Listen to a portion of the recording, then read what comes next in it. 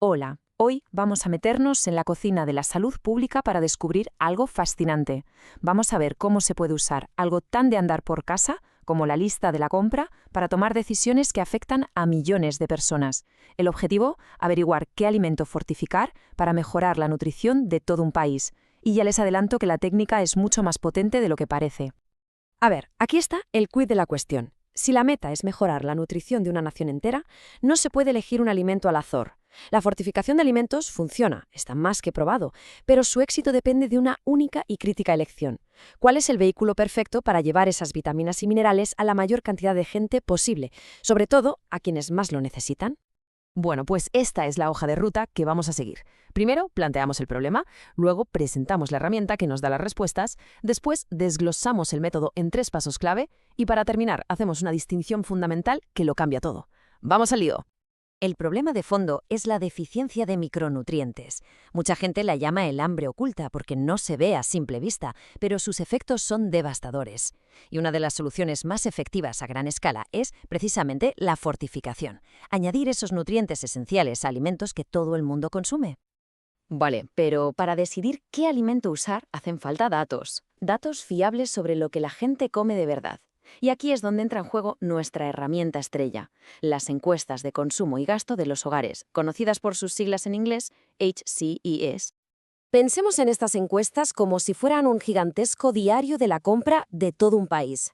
Ojo, no se le pregunta a todo el mundo, claro, sino a una muestra de hogares que ha sido seleccionada con muchísimo cuidado para que sus respuestas sean un espejo de los hábitos de toda la nación. Entonces, ¿cómo se pasa de ese diario de la compra masivo a una decisión de salud pública? Pues el proceso, en esencia, se divide en 3 pasos fundamentales que vamos a explorar ahora mismo. Es una receta bastante clara. El primer paso es como el mise en place de un chef. Ya saben, antes de ponerte a cocinar, tienes que preparar y organizar todos los ingredientes. Pues aquí es lo mismo. Los ingredientes son las variables clave que sacamos de la encuesta. Y para que este plato salga bien, necesitamos 3 tipos de ingredientes. Primero, los datos demográficos. Quién vive en casa, edades, sexo, lo básico.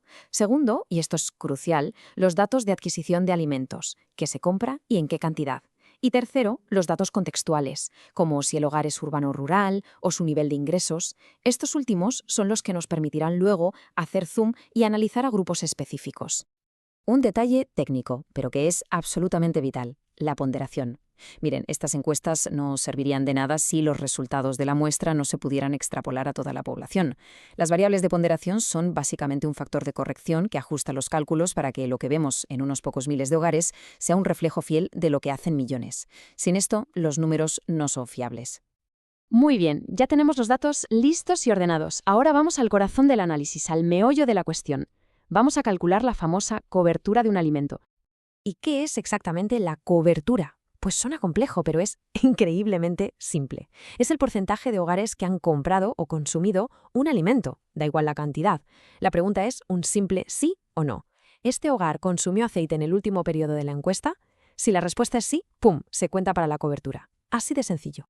Y aquí es donde la magia de los datos aparece. Después de todo el proceso, de repente tienes un número claro. En Malawi, por ejemplo, ese número fue un 76%.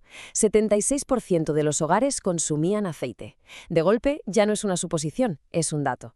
Y ese dato te dice que el aceite tiene un potencial brutal para ser el vehículo que lleve nutrientes a casi todo el país. Y el poder de esto se ve clarísimo al comparar. El análisis muestra que el aceite llega al 76% de los hogares, pero el azúcar, que era otro posible candidato, se queda en el 56%.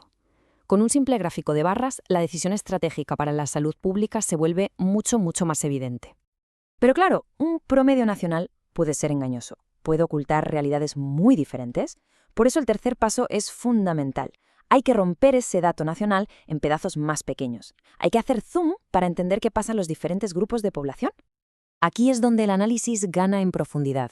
Pasamos de la cifra grande, ese 76%, a hacernos más preguntas. ¿Ese porcentaje es el mismo en la ciudad que en el campo? ¿El aceite llega igual a los hogares más pobres que a los más ricos?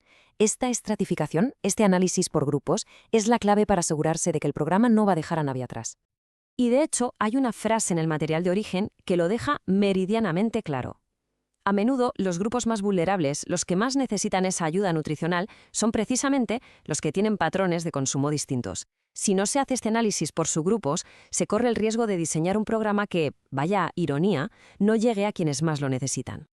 Y con esto llegamos al último punto, una matización súper importante para interpretar bien todos estos datos, y es que no es lo mismo cobertura que consumo.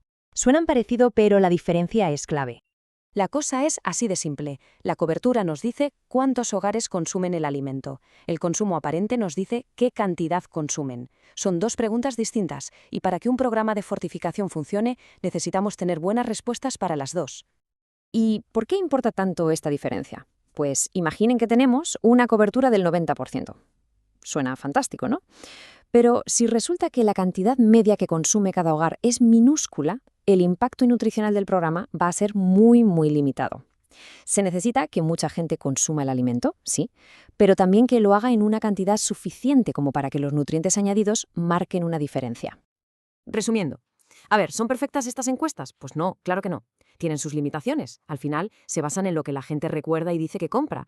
Pero, a falta de datos más precisos, son una de las herramientas más potentes que existen. Permiten que decisiones que salvan vidas se basen en evidencia, en datos, y no en intuiciones. Y eso, créanme, es un salto de gigante. Y todo esto nos deja con una reflexión final. Acabamos de ver cómo un uso inteligente de datos de consumo puede transformar la lucha contra la malnutrición. La pregunta que queda en el aire es, si aplicamos esta misma lógica de usar los datos que ya tenemos de formas nuevas y creativas, ¿qué otros grandes desafíos de salud pública podríamos empezar a resolver de una manera mucho más eficaz e informada? Ahí queda eso.